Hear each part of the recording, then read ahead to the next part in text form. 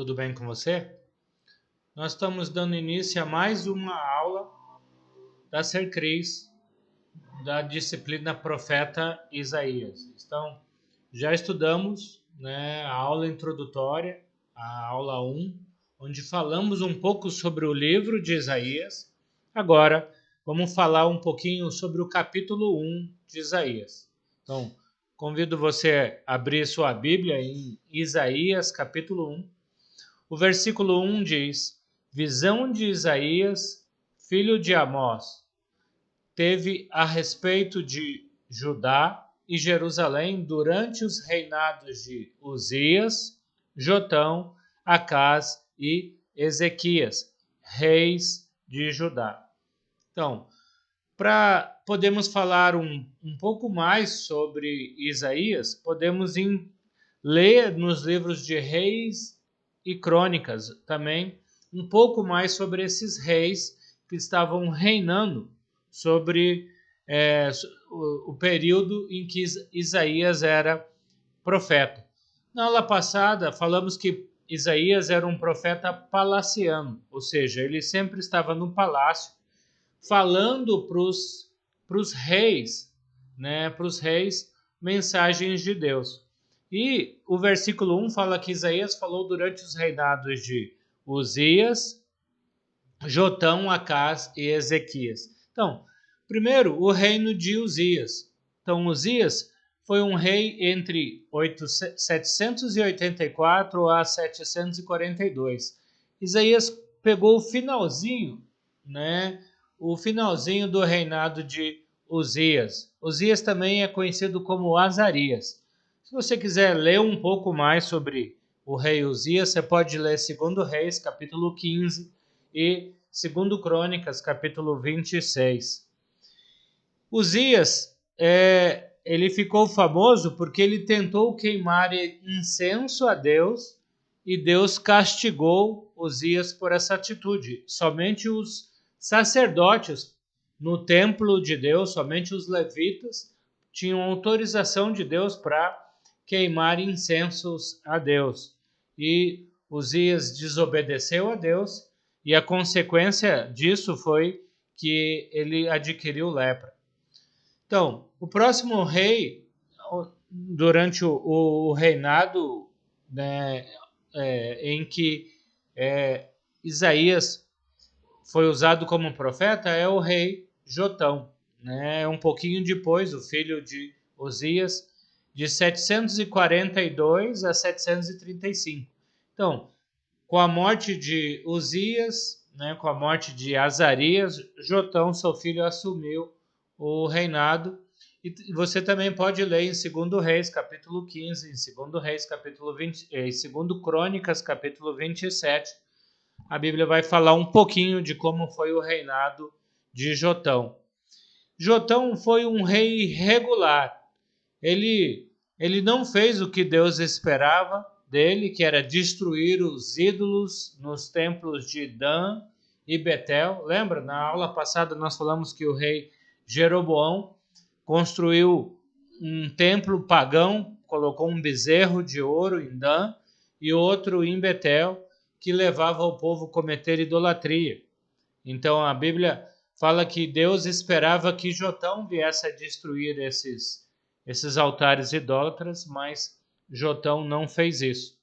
Com a morte de Jotão, o seu filho, Acás, assume o reinado. E Acás foi o pior desses 4 reis. O próximo, Ezequias, vai ser o melhor, filho de Acás, vai ser o melhor dos 4 reis. E Acás foi o pior entre todos esses 4 reis. Por quê? O que Acás fazia que causava a ira de Deus? Acás cometia idolatria, adorava os deuses pagãos e permitia que o povo fizesse a mesma coisa, permitia o povo cometer idolatria. Acás chegou ao ponto de queimar o próprio filho em sacrifício aos deuses pagãos. Você pode ler isso em 2 Reis, capítulo 16, versículo 3. Então, ele foi aconselhado, Acaz foi aconselhado por Isaías a não fazer aliança com a Assíria, com a Mesopotâmia, com Nínive. Porém, ele não ouviu o profeta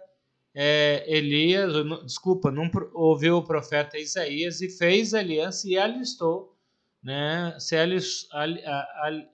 fez aliança com o rei assírio e por causa disso, Deus permitiu que a Síria derrotasse o Israel por um período, ou as tribos de Judá e só num dia 120 mil soldados morreram. A gente vai estar vendo isso com calma quando estiver estudando o capítulo 7. Mas só para a gente pensar que Acaz foi um rei ruim. Acaz, o seu reinado foi muito ruim. E durante o reinado de Acaz, enquanto Acaz era rei em Jerusalém, as tribos do norte foram atacadas pelos assírios em 722 e foram destruídas. Você pode ler 2 Reis, capítulo 16, 2 Crônicas, capítulo 28, que você vai ver então um pouco desse acontecimento. E o último rei, que faz parte do ministério de Isaías, é o rei Ezequias.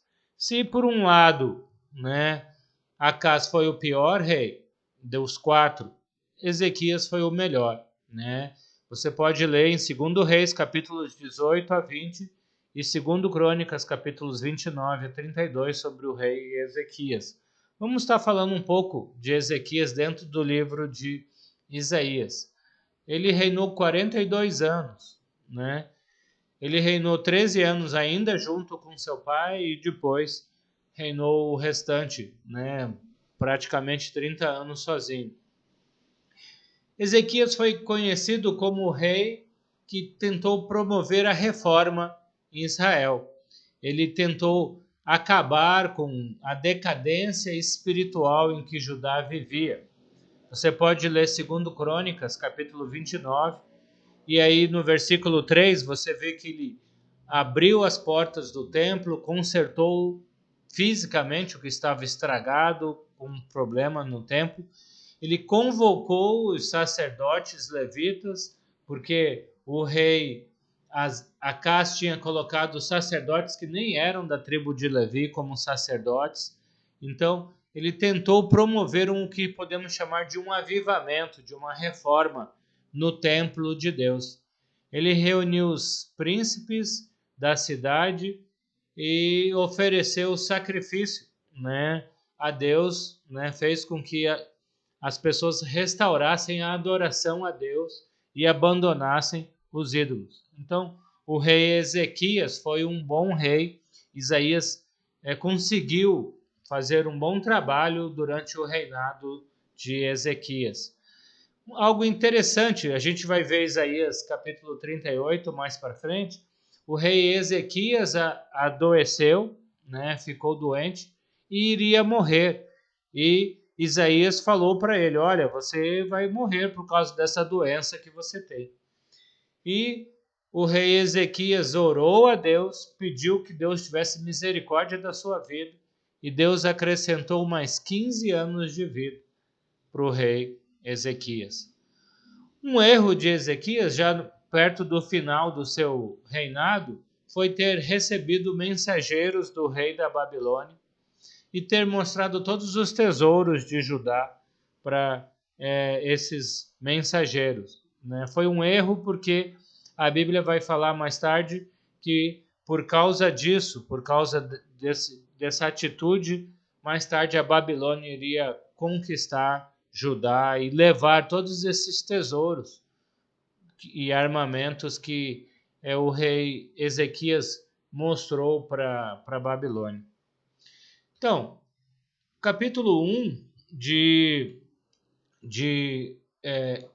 Isaías, dos versículos 2 ao versículo 4, eu convido você a abrir sua Bíblia em Isaías capítulo 1, versículos 2 a versículo 4, e são palavras duras contra a nação de Israel, ou palavras duras contra a nação de Judá. Deus fala: ouçam, ó céus, escute, ó terra, pois o Senhor falou. Criei filhos e os fiz crescer, mas eles se revoltaram contra mim. O boi reconhece o seu dono, e o jumento conhece a manjedoura do seu proprietário. Mas Israel nada sabe, o meu povo nada compreende. Então, Deus faz uma acusação forte contra Israel, porque eles estão se afastando de Deus, abandonando a Deus. E no versículo 4, a gente tem o que a gente chama de uma ação judicial contra Israel.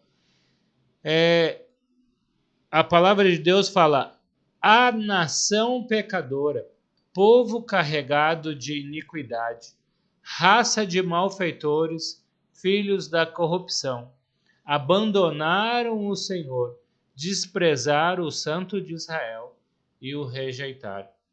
Então, nesse versículo 4 aqui, nós vemos Isaías usando 4 substantivos para se referir a Israel. Chama de nação, chama de povo, chama de raça, chama de filhos. Porém, ele vai falar que é uma nação pecadora, é um povo iníquo, cheio de pecado, carregado de pecado, é uma raça de malfeitores e filhos dado à corrupção. Palavras duras de Isaías, e a gente viu na aula passada que esses primeiros 39 capítulos de Isaías são capítulos de condenação. Você lê palavras duras de Isaías contra Israel. Por exemplo, no versículo 3, ele chegou a dizer: o boi reconhece o seu dono, o jumento reconhece a sua própria manjedoura. Mas os israelitas não estavam reconhecendo a Deus, como Senhor. Então, eles estavam pior do que um animal irracional. Versículo 4, então, a gente acabou de ler, Deus fala que eles são pecadores, iníquos, malfeitores e corruptos. Fala que eles abandonaram e desprezaram o Santo de Israel. Essa palavra, ou essa expressão, Santo de Israel, aparece 27 vezes no livro de Isaías. 13 vezes nessa primeira parte aí de condenação, dos capítulos 1 a 39, e 14 vezes no contexto do capítulo 40 ao final do livro 66. E quando Deus usa essa expressão Santo de Israel, a Bíblia está dizendo que Deus é santo e esperava que o povo de Israel fosse santo como Deus, que o povo de Israel agisse de forma santa. Ou seja, separado do pecado, afastado do pecado. Mas ao contrário disso, Israel estava se afastando cada vez mais de Deus, vivendo em pecado. E se você ler o restante do versículo 5 até o versículo 9 aí do capítulo 1 de Isaías, a Bíblia mostra que Israel estava sofrendo as consequências de seus pecados.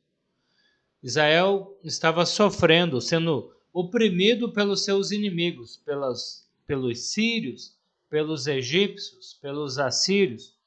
Mas essa opressão, ao invés de causar arrependimento a Israel, ao invés de fazer com que os israelitas tentassem se aproximar de Deus, eles estavam se rebelando cada vez mais contra Deus.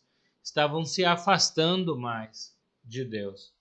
Então, esse contexto aí do capítulo 1, versículos 5 a 15, nós vemos, podemos dividir em 3 partes esse contexto. O versículo 5 e 6, Isaías mostra que o povo estava doente. Versículos 7 a 9 fala que o fato do povo estar doente, em pecado, afastado de Deus, estava levando a terra também a adoecer. O pecado do povo estava causando o pecado da terra. E mesmo aqueles que estavam procurando adorar a Deus, estavam fazendo uma adoração doente, uma adoração que não estava agradando a Deus, porque eles estavam vivendo em pecado durante a semana e buscando a Deus no sábado, como se o simples fato de se reunirem no sábado para adorar a Deus fosse o suficiente. Eles não precisariam viver uma vida de retidão durante a semana. Então, interessante, na época de Isaías, o templo está lotado, as pessoas não estão deixando de ir no templo. Porém, eles estão fazendo sacrifícios a Deus, né? E Deus está rejeitando o sacrifício dos israelitas. Por quê? Porque o povo estava vivendo em pecado.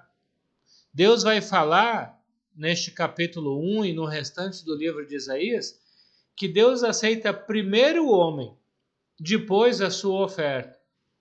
Assim como aconteceu com Caim e Abel. Se você olhar para Gênesis capítulo 4, por que Deus aceitou a oferta de Abel e rejeitou a oferta de Caim? Porque Caim Abel agradava a Deus, Abel vivia de acordo com a vontade de Deus e Caim não. Se você olhar em Gênesis capítulo 4, a Bíblia vai falar que Deus se agradou de Abel e da oferta de Abel.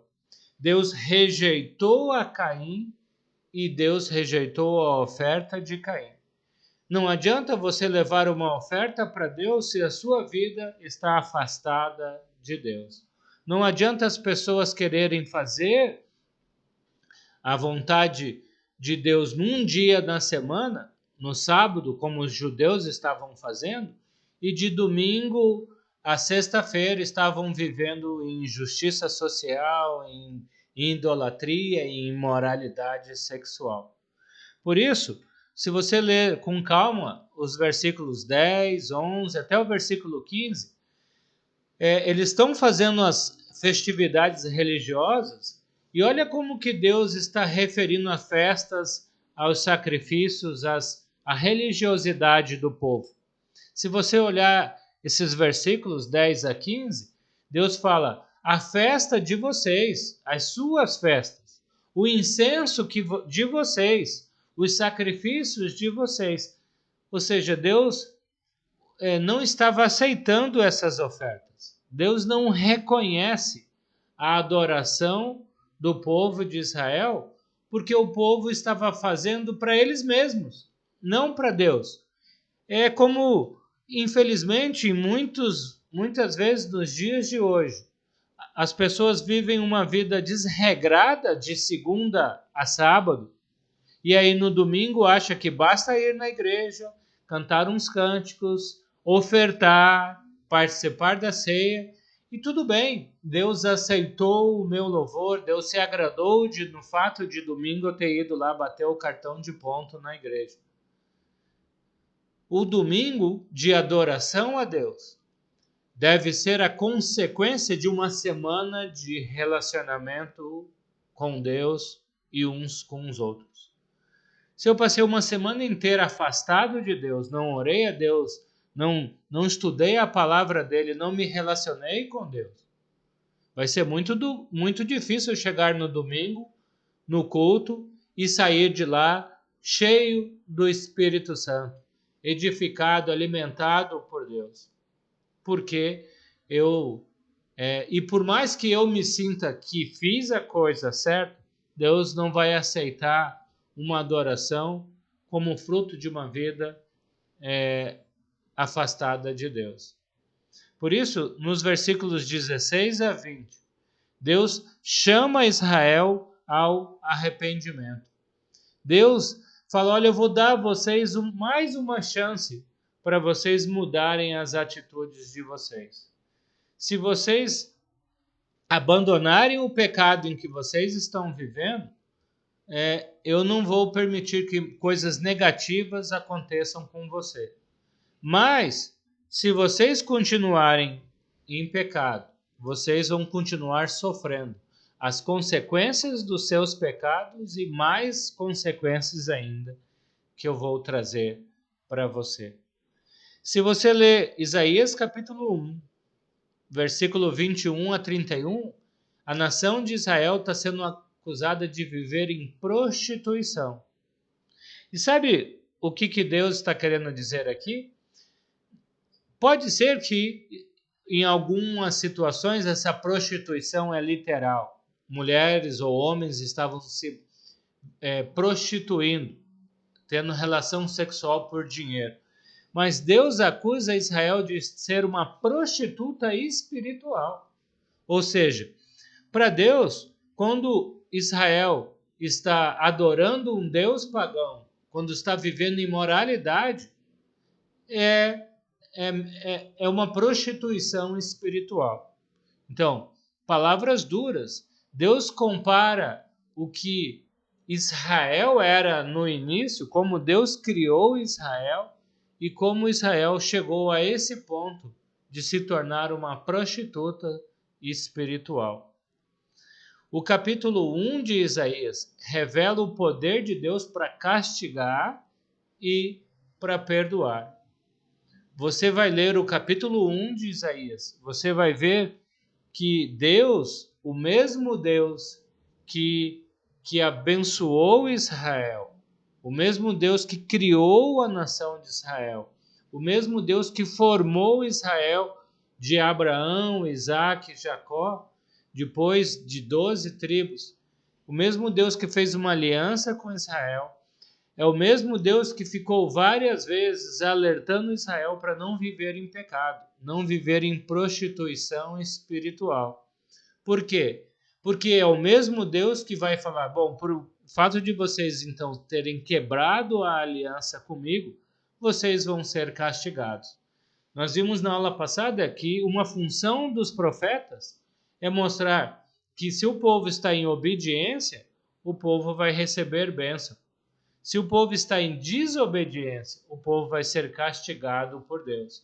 Então, Isaías está sendo usado por Deus aqui de uma forma muito dura, no capítulo 1, mostrar o mesmo Deus que perdoa, é o Deus que pune o pecado.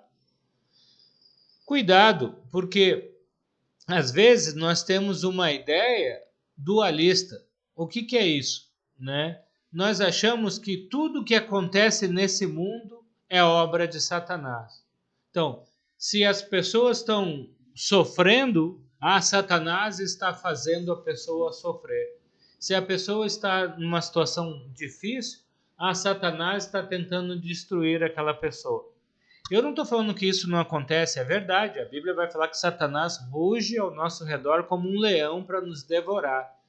A vontade de Satanás é nos afastar de Deus. Mas cuidado, nem tudo que acontece de ruim na sua vida e na minha vida é obra de Satanás.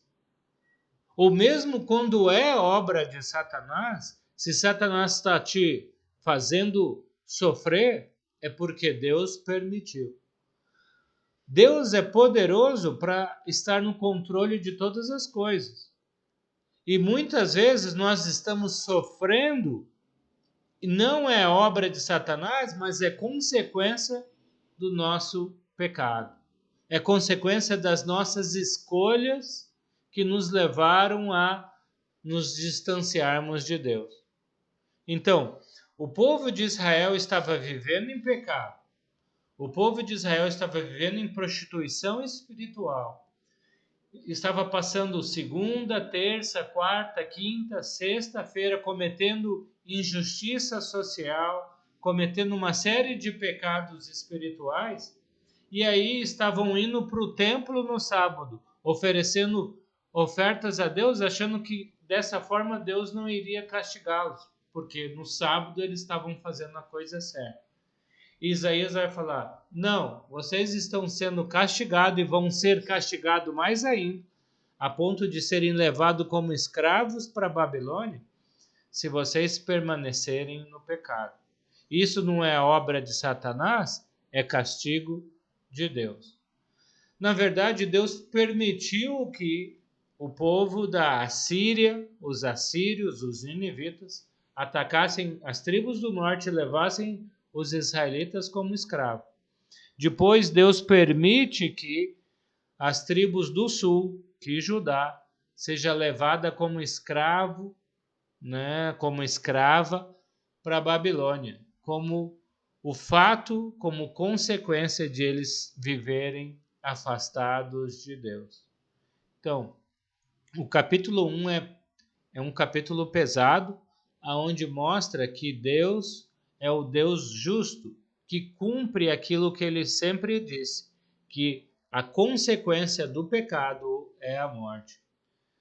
Na próxima aula, a gente vai começar a estudar os capítulos 2 e vamos estudar os capítulos 2 a capítulo 4. E Isaías vai mostrar 3 Jerusaléns. A Jerusalém que Deus idealizou, a Jerusalém que estava realmente a verdadeira Jerusalém, que não era aquela que Deus idealizou, mas que estava vivendo na contramão da vontade de Deus. E Deus vai falar que no futuro Deus iria fazer uma nova Jerusalém. Então, vou parar por aqui. Convido você a ler o capítulo 1 de Isaías, refletir nas palavras duras, difíceis do livro de Isaías, capítulo 1, e trazer aplicações para a sua vida, né? Alertas para a sua vida. Assim como o profeta Isaías estava alertando o povo, e quando o povo não obedeceu, sofreu a consequência, eu convido você a refletir em como está a sua vida espiritual, o seu relacionamento com Deus, com a obra de Deus, para que você não cometa o mesmo erro que o povo nos dias de Isaías estava cometendo, de achar que podia se esconder no templo e com isso Deus estaria relevando todas as coisas erradas e pecadoras que a nação estava fazendo. Que Deus abençoe a sua semana e a sua vida. E a gente se encontra na próxima aula de Isaías, ok?